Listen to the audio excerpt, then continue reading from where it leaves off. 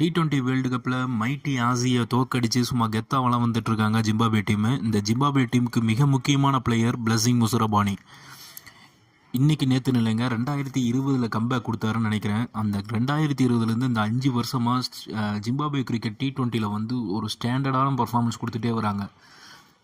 International லெவலில் அவங்களுக்கு matches கம்மியாக இருந்தாலுமே சிக்கந்தர் ராசா, பிளஸிங் முசரபானி இந்த 2 பிளேயர்ஸ் வந்து ஜிம்பாப்வேயோட மிக முக்கிய பிளேயர்ஸாக இருக்காங்க. அந்த டீமோட முதுகெலும்பாக இருக்காங்க. முசரபானியோட பவுலிங் வேரியேஷன்ஸு, அந்த ஸ்லோயர் ஏர்க்கருங்கிறது, அந்த டெத் பவுலிங்கோட ஒரு பவுலிங் வந்து செம்ம அட்டகாசமாக இருக்கிறதுனால தான் ஆர்சிபி வந்து அவரை வந்து மாற்று வீரராக இன்ஜுரி ரீப்ளேஸ்மெண்ட்டாக அவரை கூப்பிட்டு வந்தாங்க. ஆனால் என்னை பொறுத்தவரையும் பிளஸிங் முசரபானி வந்து ஸ்டார்டிங் லெவல்லே எந்த டீமாக இருந்தாலும், ஐபிஎல்ல எந்த டீமாக இருந்தாலும் ஸ்டார்டிங் லெவல்லே வர அளவுக்கு மிக ஒர்த்தான பிளேயரு.